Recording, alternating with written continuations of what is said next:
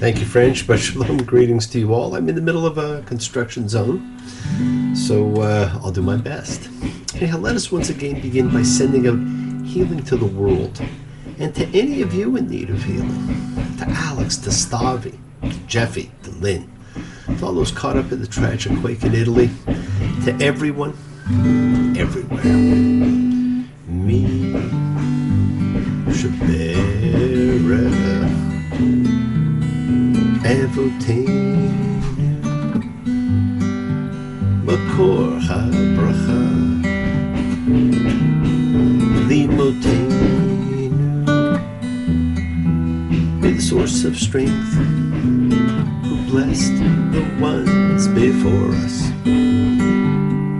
help us find the courage to make our lives a blessing. The renewal of body, the renewal of spirit, and let us say, Amen. Mishberach, let us all have the renewal of body, of spirit. We all can use some spiritual renewal. Well, friends, I hope you've all enjoyed the wind down of the Olympic Games. The Olympics are always special for me and for so many. The talent, the drive, the dreams, the excellence, all the performers deserve great appreciation. And I hope you're all enjoying the tail end of summer. The weather in the Northeast has been absolutely spectacular, the best I can remember in years. I hope it never ends, but alas, I know that one day it will. Now, I've been very busy with weddings, and I have some travel coming up in a few weeks. I have to go to a strange and different land to do a wedding.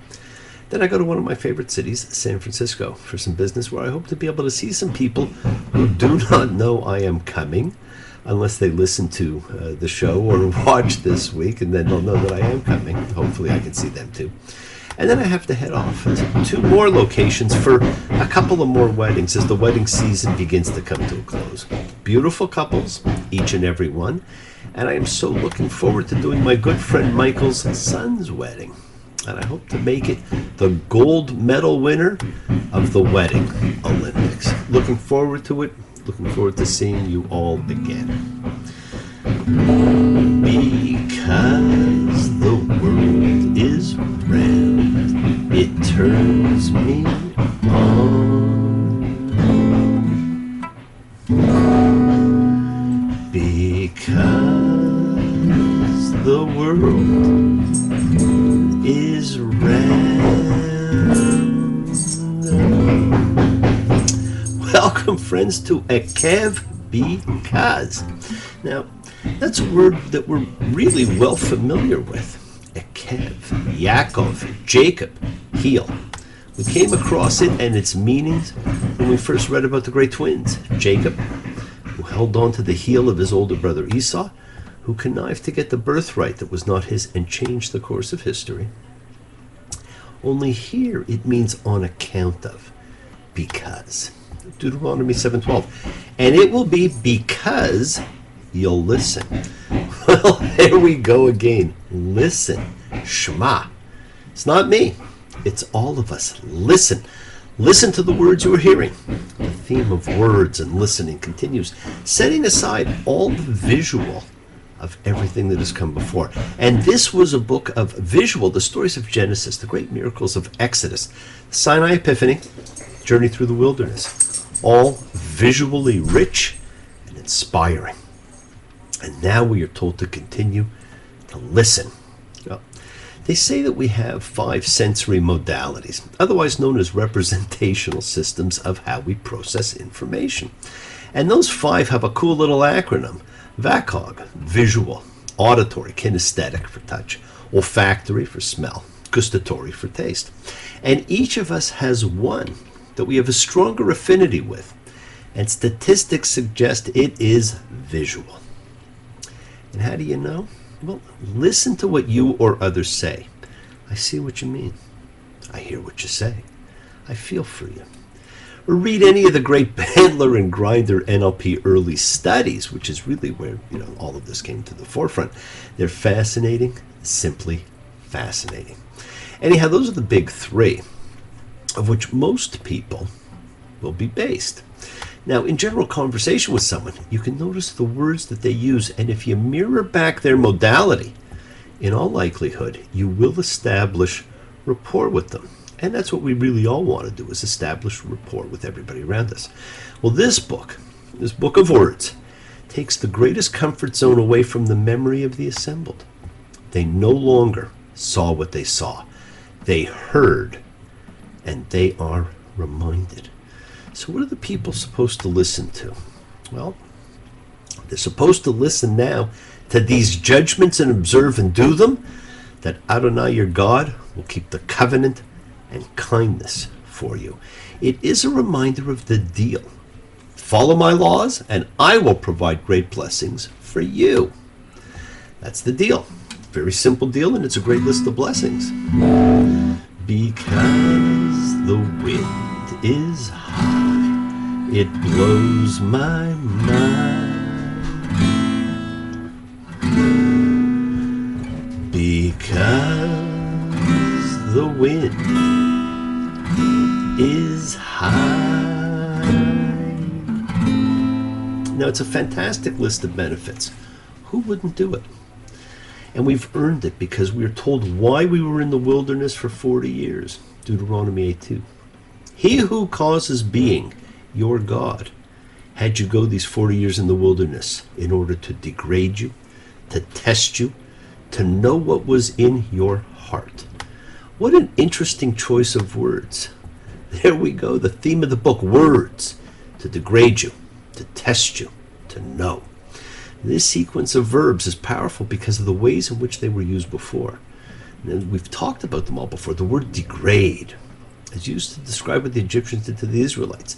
It's also used for what Shechem did to Dinah, and for what the people of Israel are supposed to do to themselves on Yom Kippur, which really hasn't become much of a festival yet. And it means to bring down, to humble, to lower someone. Now, test is the word for what God does in commanding Abraham to sacrifice Isaac.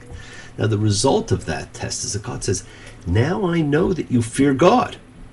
So the third word here, know, conveys that the purpose of a divine test is still to establish what is in a human's heart. And that takes us back all the way to Genesis 6, where God talked about the mistake he made in creating man. Now, and hardly noticed, but found in this parsha, in Deuteronomy 8:10, we actually have the second real piece of liturgy, saying grace after meals, the Birkat Hamazon, the need to be grateful for what we have. And you'll eat and be full and bless Adonai your God for the good land that he has given you. And we should all be grateful all the time. Love is old. Love is new. Love is all. Love is you. Now remember, friends, biblical man things were a little bit different. Asheret Hadabarim, the 10 words of the 10 things. That's what the 10 Commandments were known as to biblical man, and it didn't have the same meaning it does to us. It was later that it was all put together for him. So these were just 10 words, 10 things. Now Moses recounts how he destroyed the first set written by God. And as we know, he wrote the second set himself. But the message is the same and has always been the same. Live by them. There's simple 10 words, 10 simple little words, 10 simple little rules to live life by. And even though Moses talks in terms of fearing God, hey, let's face it, God can be pretty fearsome. Just ask Nadab and Abihu. It is still all about love, with all your hearts, all your souls, all your beings, that the true path to God can be found. And that started to be talked about in last week's Parsha. And to ensure this path of love, we're told in Deuteronomy 10:16, so you shall circumcise the foreskin of your heart.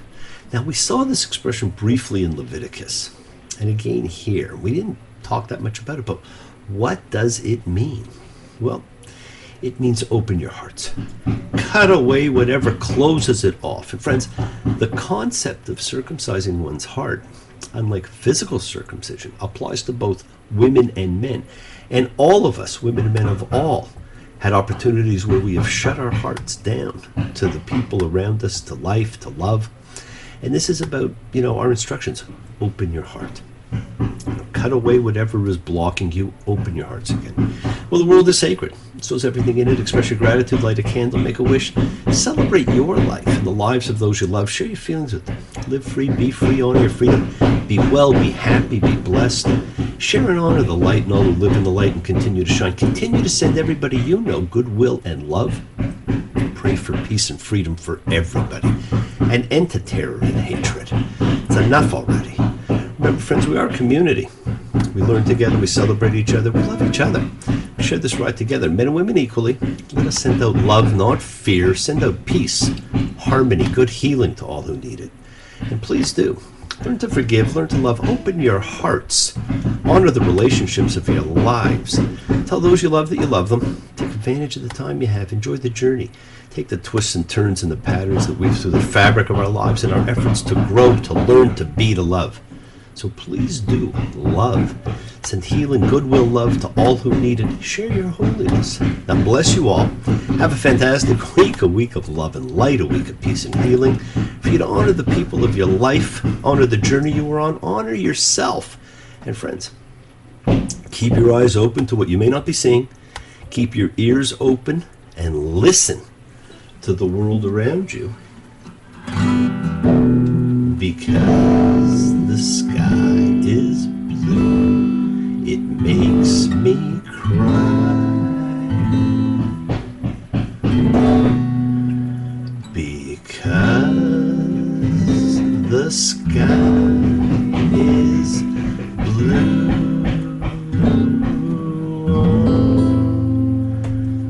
Do not stop your journey. Do not stop moving towards your promised land. It is in sight. Keep on dreaming, keep on being, keep sharing, keep shining, keep teaching, keep spreading your holiness. Do not follow fear.